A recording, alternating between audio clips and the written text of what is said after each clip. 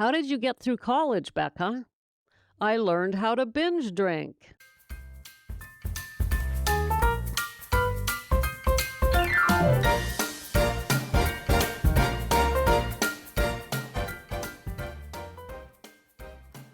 Hello, gals, and welcome to Sober Living Snippets, where we live alcohol-free, or we try to. We get there sooner or later so we can heal those relationships, feel youthful again, and ditch regret and shame and all the other negative emotions. And yes, we ditch them. We don't just manage them.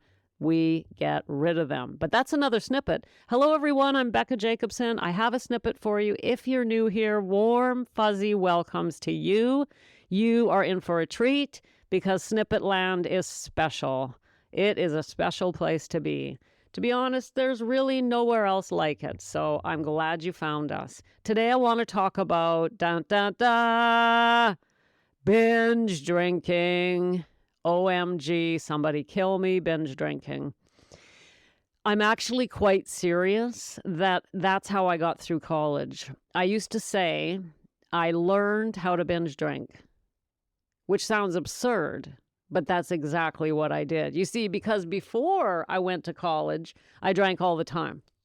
I just drank every day. For those of you who know me, you know that for 13 years, I was a prostitute. I was also an exotic dancer. Sounds very fancy, a fancy way of saying stripper. But anyway, during those years, I just drank every day. In fact, it was the only way I could do the job. I mean, come on, people. Seriously. So when I hit 32, first of all, that was really old to be a stripper, and decided to retire. Got kicked out. Let's face the facts. And actually, I didn't. Nobody kicked me out, but, retire. Anyway, getting sidetracked. When I decided to go to college, and I had been used to be drinking every day, like for 13 years or even longer, and when I started college, I thought, okay, it's time to quit drinking, only to discover, and I wasn't surprised, that I couldn't. And the reason I wasn't surprised is I had tried so many times to quit and failed that, I thought, well, I better try and quit. And of course, that was a big flop. A massive flop, and I tried and couldn't. And so what I had to do was learn how to drink when I had the time. So I learned how to binge drink. Isn't that absurd? Like, that's what I did because I couldn't figure out how to quit. I couldn't find the path to help me quit. Every time I reached out for help, I got sent to the same place. And it was not for me. If we're going to learn how to live alcohol-free, we need to find a path that resonates. And I was being sent on a path that didn't resonate, and I tried it. And I just could not make it. I just couldn't do it. I'm like, this is not where I belong. So anyway, to stay on point here, I learned literally how to binge drink, which means that I drank every single day that I could. Which means weekends, long weekends, summer vacations, Christmas vacations, any time that I could. One thing I learned early was that I could not drink on a weeknight because I could not stop the next morning without absolute agony. You see, once I started drinking, it was very, very, very hard for me to stop.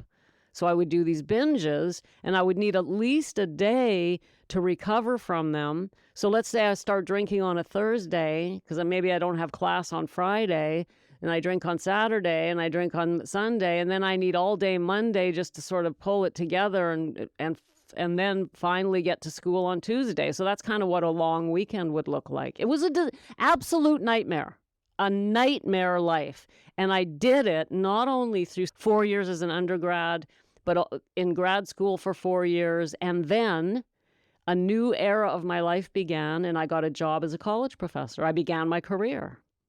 I had reached my goal. And then it came to me again. Oh my God, I really need to quit drinking. This is crazy. So there I am. I'm 38 years old, and it's time to quit. I've got to go. And so I go to get help, and where do I get sent? Right back to the same place again. And so I'm in the same cycle. And so what do? I continue the binge drinking through 15 years as a college professor. That, my dears, in a nutshell, in a very brief moment, is my life from 18 to 52. That's my life. That was my life from 18 to 52. Let's talk about binge drinking. If this sounds in any way familiar to you, meaning you drink way too much on the weekends and any spare time you have, but keep it together just enough to do whatever it is, responsibilities you have to do, let's talk about this. This is very dangerous behavior. I don't know, like you do a little research on this and they talk about it's this, that, and the other, but I don't see how it could be any worse than drinking every day.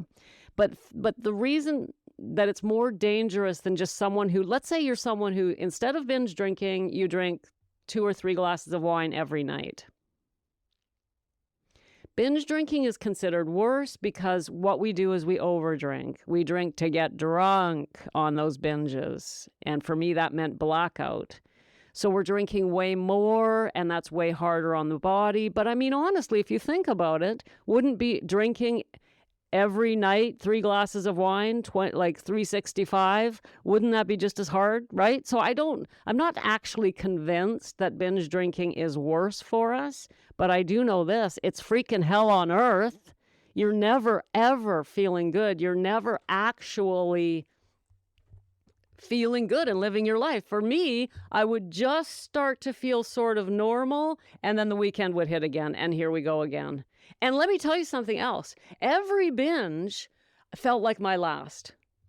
This is it. I'm never doing this again. Monday morning rolls around. I feel like dying. I get my ass to work. And by Tuesday, I'm like a little bit better. Wednesday, I'm feeling pretty good. Thursday, yeah, my knickers are on straight and I'm bushy-tailed. And by Friday, I'm back at the liquor store. And by Monday, I've quit again. Never again. Never again. Every binge felt like my last binge. Waking up with the same regrets, the same shame, the same broken promises. And yet, I convinced myself again that the next time will be different.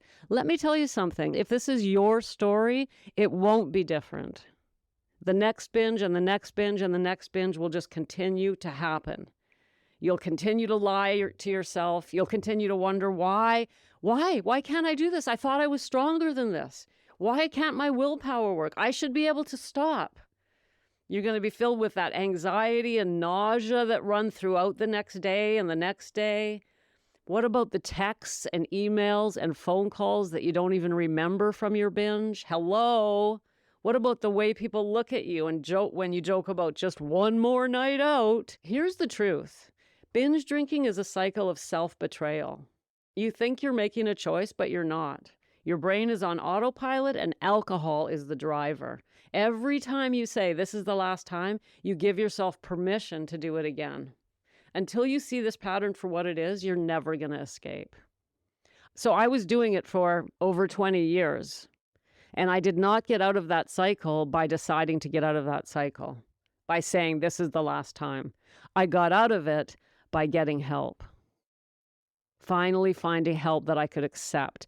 Remember, I said I kept reaching out for help and I kept getting sent to the same place. And by that, of course, I'm sure you've guessed by now, I mean by that 12-step program. I have nothing against them. It just didn't work for me.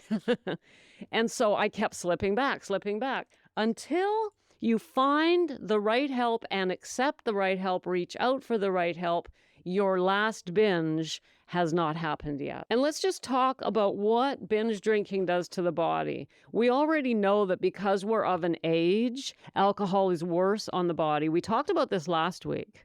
But binge drinking more in one night than those who drink, a couple glasses every night, really causes high blood pressure, irregular heartbeat, or even sudden death from heart failure. How old are you? Like, what are you doing, right? Alcohol is a diuretic, which causes the kidney to produce more urine. This alone can lead to dehydration and dangerously low levels of sodium, potassium, and other minerals. What about alcohol inhibits the gag reflex?